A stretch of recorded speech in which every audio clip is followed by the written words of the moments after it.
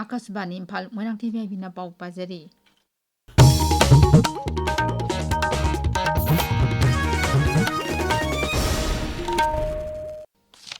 Manipuri University की Central Museum दा ngasi ahanba nupilar gallery sangakre Manipuri University की Central Museum na sinduna museum asida pangthokpa tawramda Anglo Manipuri War lising ama chanipan mafudra mathoi gi oiba photo sing amasung archaeological fossil museum asida thangani Thoram asida Manipur University की Vice Chancellor Professor N Lokendra Singh Department of Ancient History and Archaeology Manipur University की Head Professor Oranjit Singh History विभाग की Head Professor Sungmaijai Matthew MK amadi Kaspani Imphal News की Assistant Director Thoksom Jogendrajit amasung School of Social Science की Dean Professor Memsa Loitongbum saruk yaki Thoram aduda wa ngangbada University asigi Vice Chancellor Professor N Lokendra na hai administrative areas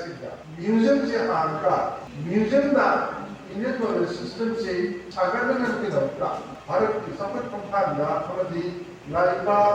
2027 की honorable prime minister बनीबा विकसित topper Bharat का original system का अनोखा मकल में science and technological development yang important लोग बिना museum से नगाए topper बटाले Thaurongi saruk ama oina Englising ama chamaban supna marida nupi lalda leikidraba imung manungi miyoi singda kodol pot piduna ikai kumnaba utke Pradhan Mantri Narendra Modi na hairi laumi singi yai pataurangi da sarkar na leptana hotnari Pradhan Mantri dana dhaniya krisi yojna ki scheme asigi mateng na laumi singna pandamasi phangbangam bani social media da thakat pawarol amada Sri Modi na hai la u singu gi lamda sotharaba jila singta pothok chathok amadi senmilon hengat hanaba scheme asina khudong chaba pigani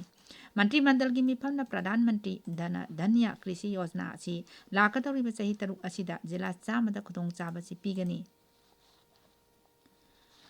Rashtrapati Draupadi Murmu na ngasi New Delhi gi Vigyan Bhavan da mapal suba swas sarvekshan nisingani kunmari kunmangagi mana yen thokre Thauramadu da leibak asida leiriba sar singna luna nana leina ba hotnari basing adubu sakhangboina mana sing adu kusinaki khwaidagi nan ba sar singi manungda Ahmedabad Bhopal amasung Lucknow na khwaidagi nan ba sari mana phangki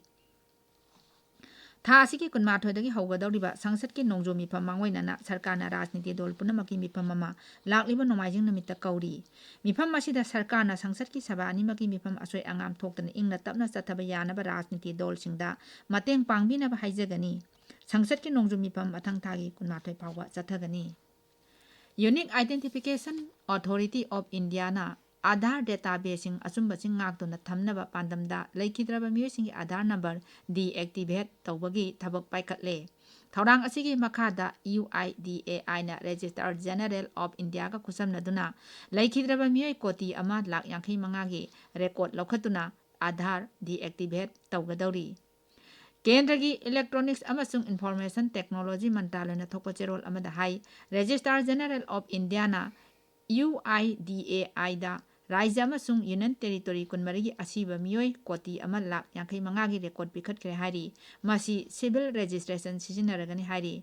validity yenglaba matung Aadhaar number koti ama lak 13 haujimakki oina deactivate tawkhre masi civil registration system leitaba Rajya amasung Union Territory singdasu makha tana chathakigani haujik phawbada miyoi lak 3,900 gi sibagi record phangle amadi masigi Aadhaar number deactivate tawnaba thabak paikhatpa hore UIDAI na anoba service imung amagi miyoi sibagi report tawnaba thaurang mamang thada my Aadhaar portal da hodokre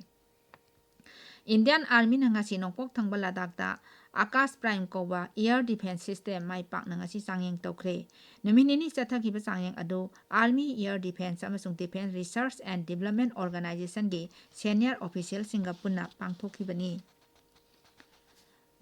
India Met Vibhag na lakliba numit nini asida kha Bharat ki mafam kya da nong kana chugani hari Vibhag asin Uttar Pradesh ki jila kyamarum da orange alert laukthokre lakliba pung kunmari da Bundelkhand amasung nongpok thangba UP gi mafam kya da nong kana chugani hari masigi mathakta jila singda akhak arau amasung brajata gani haina miyamna section laina ba khangan kre lebak asigi nongchup amasung awang nongchup thangba mafam singda chu lakliba thangjun mit phawboda nong kana chuki gani hari Jharkhand ki konung ranchi yauna Rajya du ki jila tarama thoida yellow alert laukthokre awang nongsup thangba Rajya asigi mafam kya da nong ka hena chubadagi miyamgi punsida chawna khudong chadaba mayok nahale jila kharada school sing chuti thadokre pauloi jare